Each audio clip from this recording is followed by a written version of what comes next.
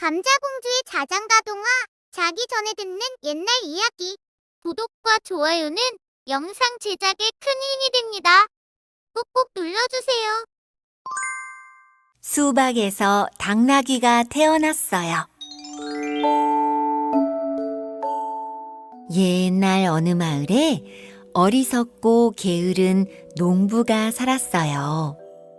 하루는 농부의 아내가 시장에 가서 콩을 팔아오라고 했어요. 여보, 집에 먹을 것이 없으니 콩 판 돈은 잘 챙겨서 돌아와야 해요. 아유, 알았어요. 콩을 팔러 간 농부는 시장에 나가 간신히 콩을 팔았지요. 콩을 판 돈을 손에 들고 이것저것 신기한 물건들을 구경하느라 정신이 없었어요. 그러다가 모양은 공처럼 동그랗고 색깔은 초록색인데 검은 줄이 쭉쭉 그어져 있는 물건을 발견했어요. 아니, 이게 도대체 뭐요? 궁금해하는 농부를 보고 장사꾼은 생각했어요. 아, 이 사람이 천하에 게으르다는 그 농부구먼. 수박이 뭔지도 모르는가 본데 한번 골탕을 먹여야겠다. 아, 이건 말이요. 이 귀하디 귀한 당나귀 알이지요. 당나귀 알이라고요? 그렇지요. 따끈따끈한 아랫목에 이불을 덮어 닷새만 묻어두면 여기서 아기 당나귀가 태어난답니다. 농부는 처음 보는 신기한 알을 사가지고 집으로 돌아왔어요. 농부는 집에 돌아오자마자 헐레벌떡 부엌으로 갔어요. 농부는 아궁이에 나무를 넣고 불을 지피기 시작했어요. 그러고는 방으로 들어와서 그 동그란 알을 조심스럽게 내려놓고 이불을 덮었지요. 아내가 이상하게 생각하며 물었어요. 지금 뭐 하시는 거예요? 그 이불 밑에 있는 건 뭐예요? 내가 콩판 돈으로 귀하디 귀한 물건을 샀소. 저것은 당나귀 알이요. 당나귀 알이라고요? 그렇지. 오늘부터 하루, 이틀, 사흘, 나흘, 닷새째 되는 날에 저 알에서 당나귀가 태어날 거요. 농부는 빨리 닷새가 지나가기를 바랐어요. 당나귀가 알을 깨고 나오기만을 손꼽아 기다렸지요. 그런데 시간이 지날수록 방 안에서 이상한 냄새가 나기 시작했어요. 아유, 여보, 방 안에서 이상한 냄새가 나요. 한번 가보세요. 농부는 얼굴을 찌푸리며 이불을 들춰보았어요.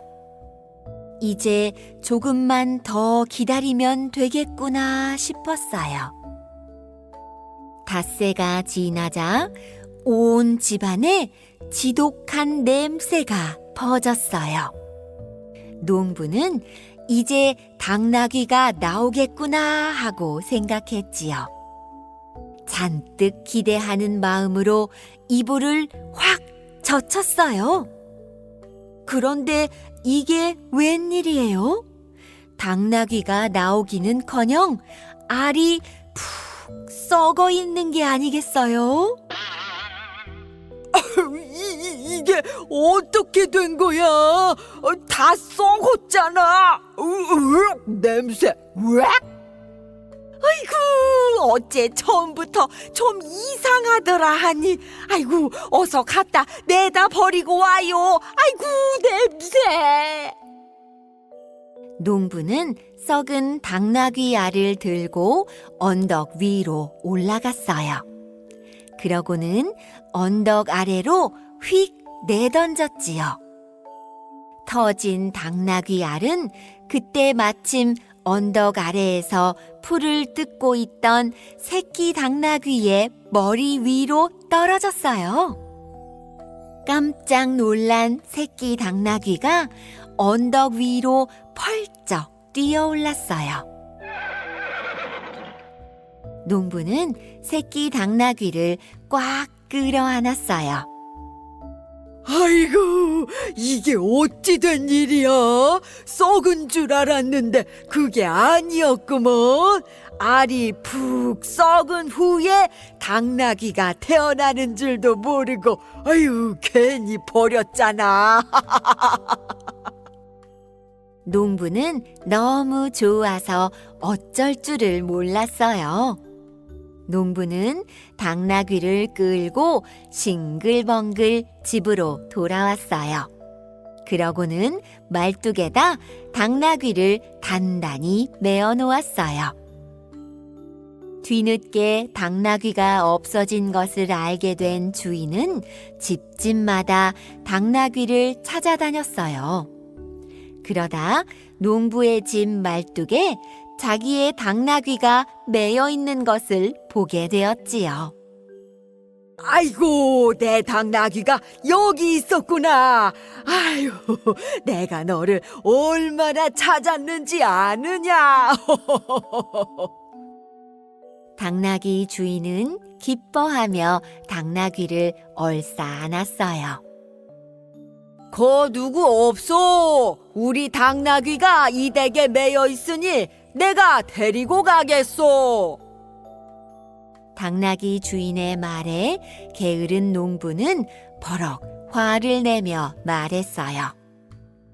에이, 무슨 소리야? 이 당나귀는 오늘 알에서 태어난 내 당나귀란 말이오. 에이, 뭐요? 당나귀가 알에서 태어난다고? 이런 바보 같은 일을 보았나? 바보라고 했어? 누가 바보란 말이오? 분명히 내 알에서 태어난 내 당나귀란 말이오. 당나귀 주인은 기가 막혔어요. 옥신각신하는 소리에 동네 사람들이 모여들었어요. 사람들은 어리석은 농부의 말에 웃음을 터뜨렸어요. 당나귀가 알에서 태어난다고? 그런 알이 있으면 나도 좀 사야겠네 그려. 아이고, 말도 안 돼. 아이고. 게으른 농부는 실컷 망신만 당하고 얼굴이 벌개졌어요. 당나귀 주인은 당나귀를 데리고 집으로 돌아갔답니다.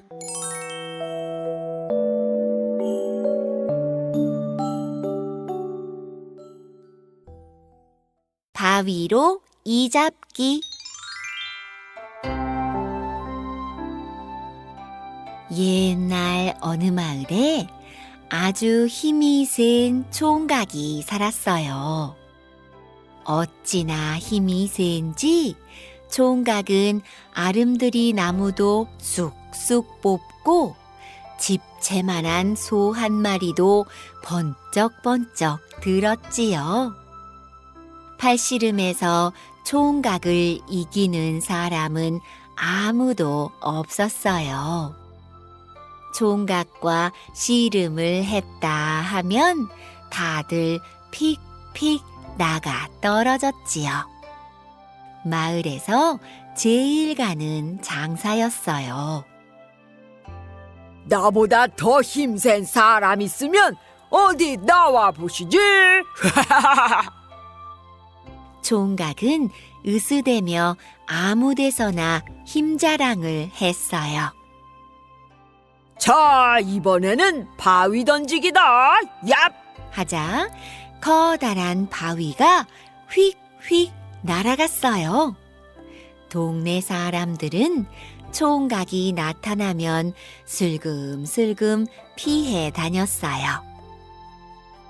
총각은 마을에서 힘자랑하는 것이 따분해졌어요. 그래서 전국 방방곡곡을 돌아다니며 씨름판을 벌였지요.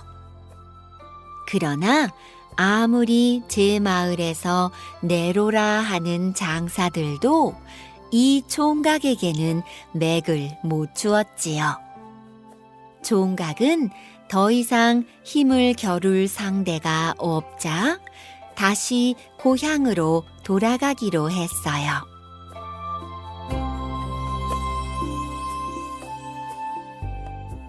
총각이 길을 나서서 얼마쯤 갔을 때였어요. 온종일 걷고 또 걷다 보니 다리도 아프고 목도 말랐지요. 아유, 다리야. 여기 앉아서 좀 쉬었다 가야겠다. 총각은 잠시 나무 밑에 앉아서 쉬기로 했어요. 그런데 잠이 솔솔 쏟아지더니 꾸벅꾸벅 졸게 되었어요. 한참을 신나게 졸고 있는데 갑자기 등이 따끔거리지 뭐예요? 총각은 저고리를 벗어 이리저리 살펴보았어요. 그랬더니 조그만 이 한 마리가 옷에 붙어 있는 게 아니겠어요? 옳거니 내 놈이었구나. 이 녀석이 감히 내 피를 빨아먹어? 가만두지 않을 테야. 총각은 두 손가락으로 작은 이를 잡아서 바위 위에 올려놓았어요. 그러고는 옆에 있는 돌멩이를 주워서 탁 내리쳤어요. 그런데 이게 웬일이에요? 이가 죽기는커녕 바위 위를 볼볼볼 기어다니는 거예요. 바위가 울퉁불퉁해서 요리조리 빠져나온 것이지요. 총각은 화가 났어요. 이번에는 커다란 바위를 번쩍 들어서 힘껏 내리쳤어요. 요놈 맛 좀 봐라. 에이, 쿵. 바위는 반으로 쫙 갈라졌어요. 이번엔 죽었겠거니 싶어 바위 위를 살펴보는데 이게 웬일이에요? 작은 이가 뽀르르르 볼볼볼 기어다니는 게 아니겠어요? 총각은 화가 머리 끝까지 치밀었어요. 이번에는 반드시 죽이고 말 테다. 총각은 집채만한 바위를 번쩍 들었어요. 그리고 젖먹던 힘까지 다해 힘껏 내리쳤지요. 쾅 하는 소리와 함께 나뭇잎이 우수수수 떨어지고 숲이 와르르르 흔들리고 바위는 산산조각이 났지요. 이래도 안 죽고 백이겠냐? 이번에는 죽었겠거니 싶어 바닥을 살펴보았더니 이게 웬일이에요? 아직도 이가 살아서 뽀르르르 볼볼볼 기어다니고 있었어요. 총각은 맥없이 불썩 주저앉고 말았어요. 이렇게 작은 녀석이 나보다 힘이 세잖아. 총각이 멍하니 하늘만 쳐다보고 있는데 마침 지나가던 농부가 그 모습을 보고 물었어요. 이보게 거기서 뭘 하고 있는 겐가?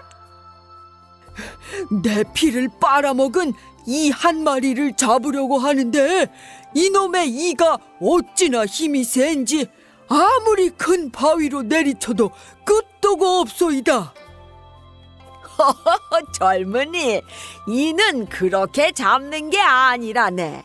내가 한번 잡아줘도 되겠소? 아니, 당신이 이를 잡겠다고요? 이 나라에서 가장 힘이 센 나도 죽이지 못하는데 당신이 어떻게 죽일 수 있단 말이오? 내가 보기보다 힘이 세다네. 자, 이리 줘보슈. 농부는 손으로 이를 잡더니 양손 엄지 손톱 사이에 이를 넣고 꾹 눌렀어요. 그러자 이가 툭 하고 죽었지요. 총각은 이 모습을 보고 깜짝 놀라서 입이 떡 벌어졌어요. 자, 어떤가? 내가 자네보다 힘이 세지? 농부는 껄껄 웃으며 가던 길을 갔어요. 총각은 농부의 뒷모습을 바라보며 자기 자신이 부끄러워졌어요. 바위로 쳐도 안 죽는 이를 손톱으로 가볍게 죽이다니. 나보다 100배는 더 힘센 사람이 있었구나. 어디 가서 이제 힘 자랑을 하면 안 되겠소.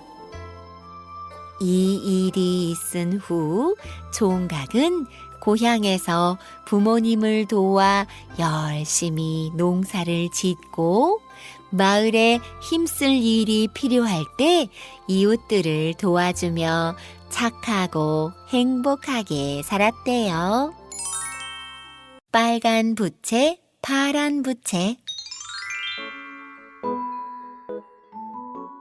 어느 마을에 일하기 싫어하고 잠만 자는 게으름뱅이 나무꾼이 살았어요. 나무꾼은 일할 생각은 하지 않고 시원한 나무 그늘 아래 누워 엉뚱한 생각만 했지요. 아유, 도깨비 방망이 같은 게 있으면 힘들게 나무를 하지 않아도 될 텐데. 솔솔 부는 시원한 바람에 나무꾼은 스르르 잠이 들려고 했어요. 그런데 바로 그때 나뭇가지 사이로 무언가 걸려 있는 게 보였어요. 가까이 다가가 보니 그것은 부채였어요. 웬 부채지? 나무꾼은 벌떡 일어나 위로 기어 올라갔어요. 그리고 부채를 잡았어요. 이야, 이것 좀 보게. 부채가 하나도 아니고 둘씩이나 있네. 하나는 빨간 부채, 또 하나는 파란 부채였어요. 날씨도 더운데 마침 잘 됐다. 나무꾼은 빨간 부채를 펼쳐 부채질을 했어요. 그런데 이게 웬일일까요? 나무꾼의 코가 갑자기 길어지면서 빨개지더니 뜨거워졌어요. 야단났네. 내 코가 갑자기 왜 이럴까?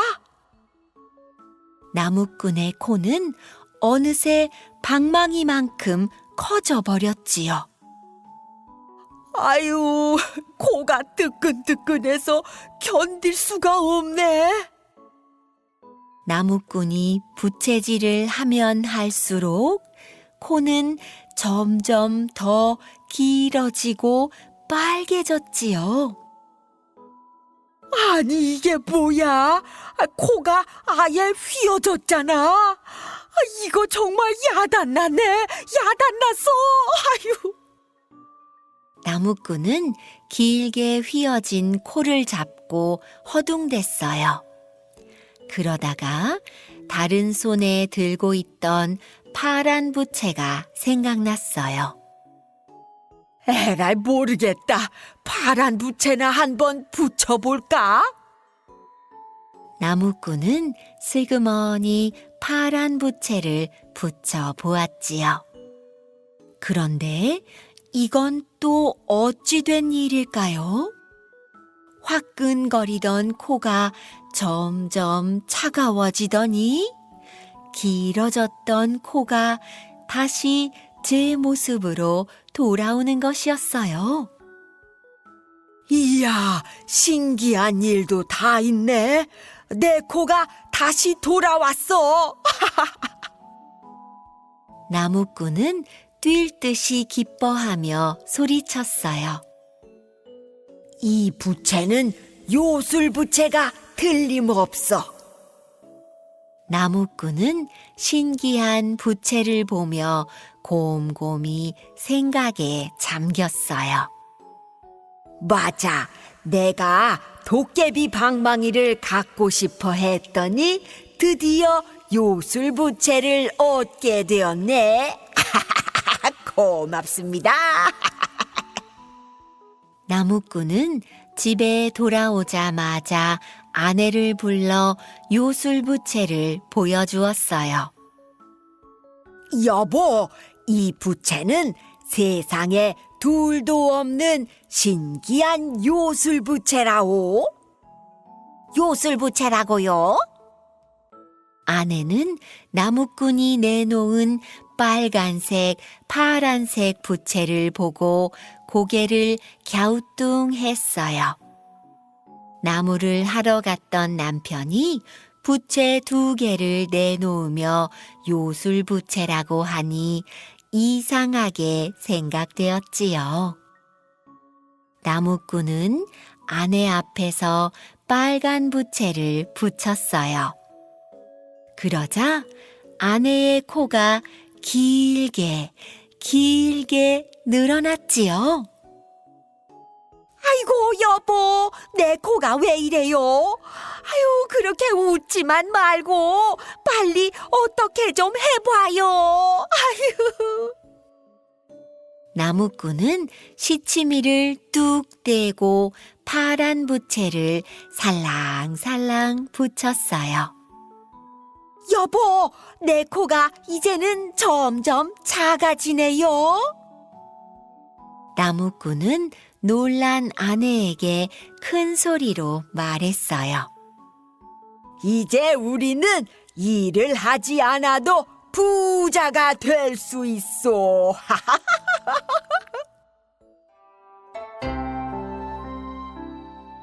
며칠 뒤 부자 영감님이 잔치를 벌였어요. 영감님은 동네 사람들을 모두 불렀어요. 나무꾼은 빨간 부채를 갖고 잔치에 나타났지요. 나무꾼은 영감님의 손을 덥석 잡으며 말했어요. 영감님, 오래오래 사시고 복 많이 받으세요. 그런데 땀을 많이 흘리시네요. 제가 부채질을 해드리죠. 나무꾼은 빨간 부채로 영감님의 얼굴에 살살 부채질을 했어요. 아무것도 모르는 영감님은 덩실덩실 춤을 추었지요. 하지만 영감님이 귀여워하던 고양이는 나무꾼의 부채가 요술 부채라는 것을 눈치챘답니다. 영감님의 친구가 깜짝 놀라며 말했어요. 아니, 자네 코가 왜 그런가? 코가 길어지고 빨개진 것도 모르고 춤을 추던 영감님은 그제야 코를 만져보았어요. 아, 뜨거워. 내 코가 왜 이렇게 되었지? 영감님은 기다란 코를 손으로 잡으며 소리를 질렀어요. 으아! 그날부터 부자 영감님은 아무 곳에도 가지 못하고 시름시름 앓았지요. 영감님은 이름난 의원을 모조리 불러 온갖 약을 다 써보았지만 소용이 없었어요. 생각 끝에 부자 영감님은 여기저기에 방을 써붙였어요. 나의 병을 낫게 해주면 내 재산의 반을 주겠소. 나무꾼은 이 소식을 듣고 미소를 지었어요. 내 생각대로 착착 되어가는걸. 나무꾼은 파란 부채를 들고 부자 영감님을 찾아갔어요. 영감님, 제가 코를 고쳐드리면 정말로 재산의 반을 주시렵니까? 병만 낫게 해주면 재산의 반을 주고 말고. 아이고, 여보게, 나 좀 살려주게. 나무꾼은 영감님에게 눈을 감으라고 한 뒤 파란 부채를 꺼내 훨훨 붙였어요. 그러자 영감님의 코가 전처럼 작아졌어요. 부자 영감님은 약속대로 재산의 반을 나무꾼에게 주었지요.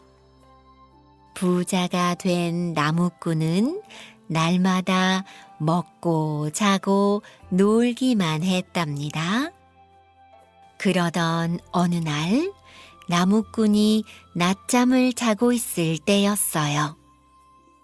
영감님의 고양이가 나무꾼의 부채를 물고 달아났어요. 고양이는 빨간 부채와 파란 부채를 주인 영감님에게 물고 왔지요. 이게 뭐지? 처음 보는 부채로구나. 어디서 났느냐? 주인 영감님은 고양이가 물고 온 부채 가운데 빨간 부채를 붙이며 말했어요. 그러자 갑자기 코가 붉어지더니 길어지기 시작했어요. 이상하게 생각한 주인 영감님은 이번에는 파란 부채를 붙여 보았어요. 그러자 기다란 코가 다시 작아졌지요. 아하, 이거였구나. 이놈의 나무꾼이 나를 속여 재산을 가져갔구나.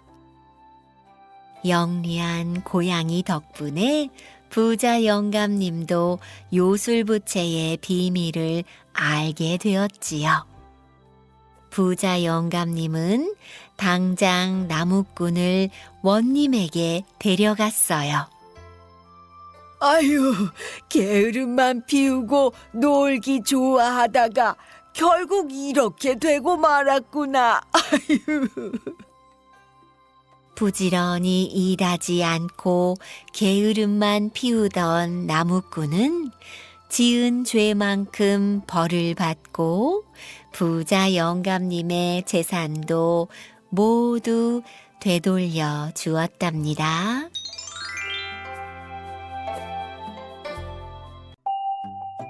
토끼와 자라. 옛날 깊은 바닷속에 용왕님이 살았단다. 용왕님은 나이가 많아서 큰 병에 걸리고 말았어. 이름난 의사들과 좋다는 약은 다 써보았지만 조금도 낫지 않았어. 오히려 병이 더 심해지기만 했지. 하루는 늙은 새우 의원이 찾아왔어. 용왕님의 병을 낫게 할 수 있는 약이 딱 한 가지 있사옵니다. 그래, 그것이 무엇이냐? 육지에 사는 토끼의 간을 드시면 금세 나을 수 있습니다. 토끼라고 어떻게 생긴 동물이냐? 토끼로 말하자면 하얀 털에 빨간 눈을 하고 있지요. 꼬리는 뭉툭하고 두 귀는 쫑긋, 앞다리는 짤막하고 뒷다리는 길쭉한 녀석입니다. 누가 나를 위해 토끼의 간을 구해오겠느냐? 신하들은 서로 힐끔힐끔 눈치만 보며 아무도 나서지 않았어.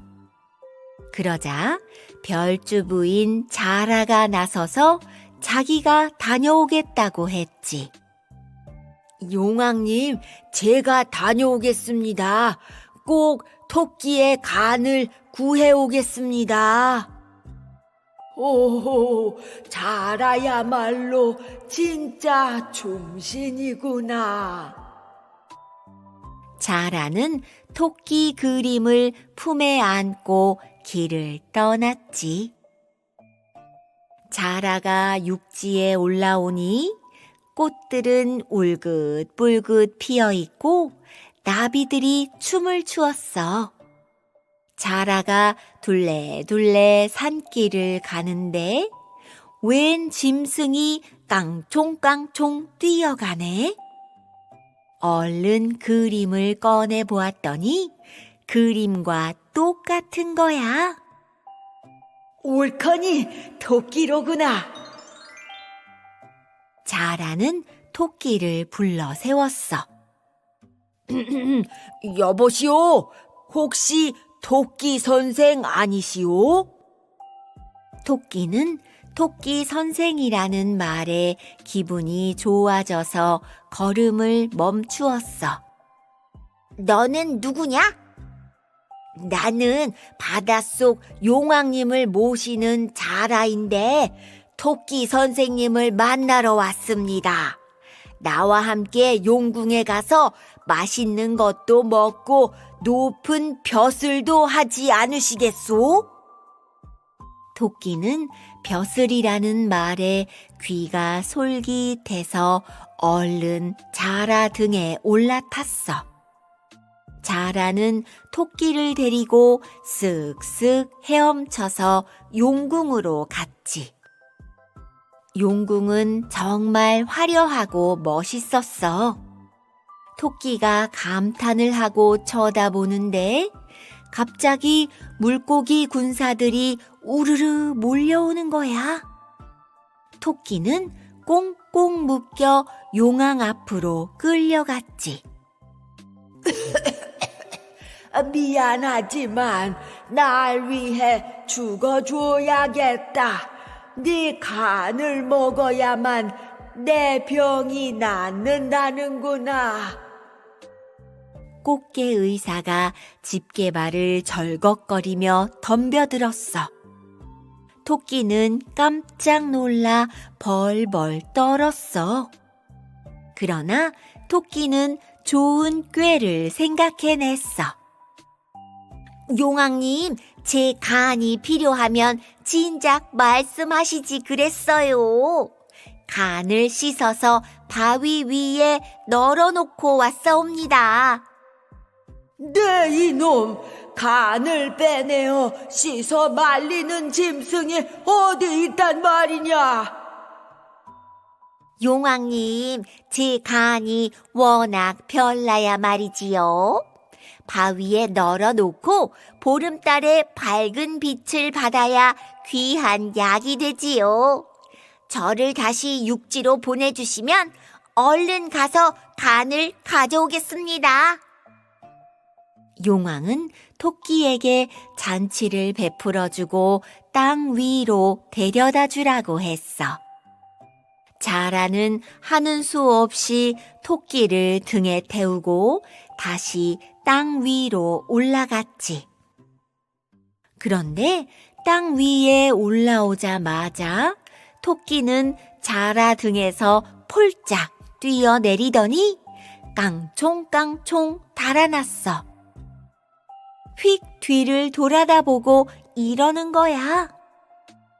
이 어리석은 자라야, 세상에 간을 꺼냈다 놓았다 하는 짐승이 어디 있단 말이냐? 나를 먼저 속인 건 너였으니 나는 간다. 토끼는 깔깔 웃어대며 산속으로 사라져버렸단다. 자라는 가만히 서서 눈물을 뚝뚝 흘렸지. 바로 그때 눈앞에 산신령이 나타났어. 자라야, 너는 참으로 중성스러운 신하로구나. 어서 이 약을 가지고 가거라. 산신령은 약병을 하나 주고 사라졌어. 용왕은 그 약을 먹고 병이 씻은 듯이 나았대. 용왕은 자라에게 큰 벼슬을 내리고 오래오래 사랑해 주었단다.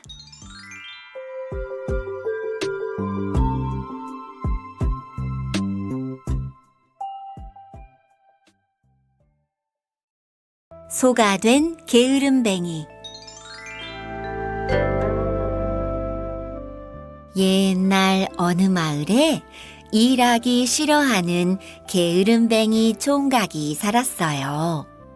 어찌나 게으른지 낮이고 밤이고 잠만 자고 밥도 누워서 먹었어요. 보다 못한 어머니가 말했어요. 아니, 이 녀석아, 남들은 다 열심히 일하는데 넌 빈둥빈둥 놀기만 하고 잠만 자니 어떻게 할 거야? 어서 일어나서 나가서 일해. 아유, 왜 이렇게 귀찮게 굴어요? 난 더 자야 한다고요. 아니, 이 녀석이 그렇게 게으름만 부릴 거면 당장 나가. 게으름뱅이 총각은 어머니의 잔소리가 듣기 싫어서 집을 나와 버렸어요. 산을 하나 넘자 웬 초가집이 한 채 보였어요. 그런데 그 초가집에 사는 할아버지가 이상한 탈을 만들고 있었어요. 영감님, 그게 뭐예요? 이건 소머리 탈이라네. 소머리 탈이요? 진짜 소 얼굴같이 생긴 탈이네요. 그렇다네. 일하기 싫은 사람이 이 탈을 쓰면 좋은 일이 생긴다네. 할아버지는 빙그레 웃으며 말했어요. 게으름뱅이 총각은 귀가 솔깃했어요. 이 탈을 쓰면 좋은 일이 생긴다고? 그럼 이 탈만 쓰면 평생 일하지 않고 그냥 놀고 먹을 수 있겠구나. 한번 써볼까? 게으름뱅이 총각은 소머리 탈을 얼른 눌러 썼어요. 그러자 이상한 일이 벌어졌어요. 갑자기 온몸에 수북이 털이 나고 소뿔이 불뚝 솟아오르고 입에서는 음메 소리가 나더니 금세 소로 변해버리는 게 아니겠어요? 할아버지는 게으름뱅이의 목에 소 고삐를 메고 장터로 나갔어요. 소사시오, 소사시오. 한 농부가 다가오더니 이놈 참 일 잘하게 생겼군. 하며 할아버지에게서 소를 샀어요. 할아버지는 농부에게 소 고삐를 건네며 이렇게 말했어요. 이 소는 물을 먹으면 절대 안 돼요. 물을 먹으면 죽으니 무밭에는 절대 못 가게 하시오. 그날부터 소가 된 게으름뱅이는 이른 아침부터 밤까지 밭을 갈고 짐을 나르며 온종일 일만 했어요. 매일 힘들게 일하고 먹을 수 있는 건 고작 여물죽이었어요. 농부 아저씨, 배가 고파요. 라고 말해도 입에서는 음메 소리만 나왔어요. 아저씨, 힘들어 죽겠어요. 좀 쉬었다 할래요. 해도 음메 하는 울음소리만 나왔어요. 어느 날 무밭을 지날 때였어요. 게으름뱅이는 물을 먹으면 죽는다는 할아버지의 말이 생각났어요. 그래, 이렇게 사는 것보다는 차라리 죽는 게 낫겠어. 에이! 게으름뱅이는 무밭으로 쏜살같이 달려가서 물을 우적우적 먹었어요. 그런데 이게 웬일이에요? 소머리 탈과 소가죽이 훌렁 벗겨지면서 다시 사람이 된 거예요. 이제 살았다. 살았어. 물을 먹고 다시 사람이 된 게으름뱅이는 기뻐서 집으로 뛰어갔지요. 산속에 있던 초가집과 할아버지는 온데간데 없이 사라졌어요. 집으로 돌아온 게으름뱅이는 농사도 열심히 짓고 일도 열심히 하며 아주 부지런한 사람이 되었대요.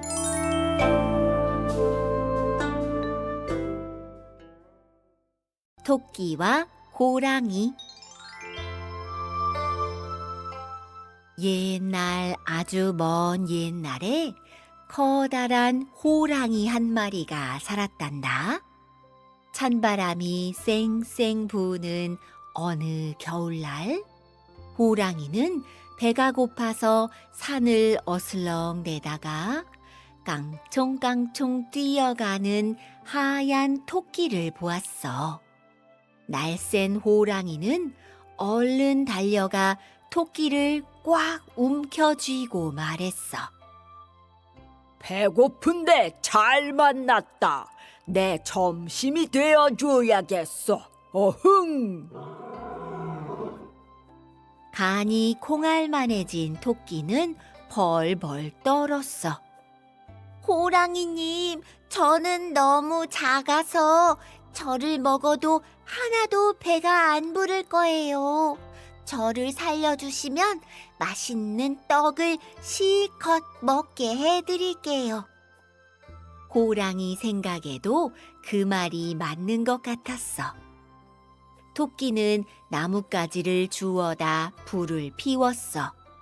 그리고는 돌멩이를 불 속에 휙휙 던져 넣는 거야. 도대체 떡은 어디 있느냐? 이 돌멩이를 구우면 맛난 떡이 되지요. 아차! 쫄깃쫄깃한 떡에 찍어 먹을 꿀을 깜빡했네. 호랑이님, 제가 얼른 가서 꿀을 가져올게요. 그러더니 토끼는 깡충깡충 숲으로 뛰어갔어.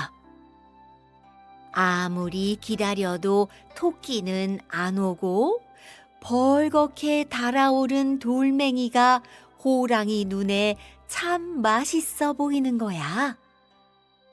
아유, 배고파. 에이, 모르겠다. 지금 하나만 먹고 토끼가 오면 꿀을 찍어 먹어야겠다. 호랑이는 불 속에서 돌멩이 하나를 꺼내 한 입에 덥석 먹어버렸네. 아이고, 뜨거워라. 호랑이 살려. 호랑이는 뜨거워서 공중공중 뛰다가 집으로 돌아가 며칠 동안 끙끙 앓았대. 이 토끼 녀석을 가만두지 않겠소.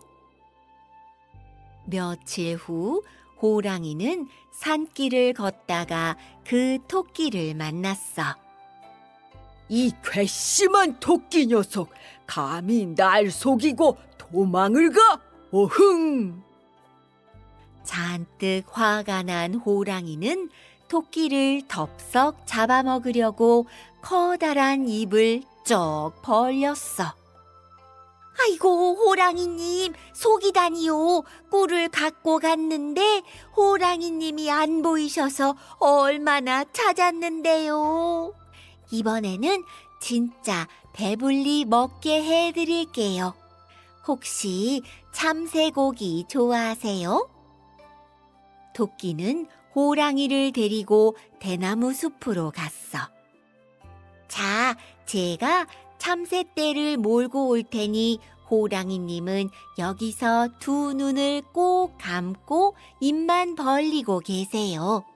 새들이 구멍인 줄 알고 입속으로 몽땅 들어올 거예요. 호랑이님은 가만히 앉아서 맛있게 잡수시면 돼요. 호랑이는 토끼가 하라는 대로 했어. 그런데 한참을 기다려도 참새는 안 오고 매캐한 연기가 가득 차는 느낌이 들었어. 호랑이가 눈을 떠보니 대나무 숲에 불이 붙어 시뻘건 불바다가 되었지 뭐야. 호랑이는 불을 피해 이리저리 날뛰다가 지쳐서 집으로 돌아갔어.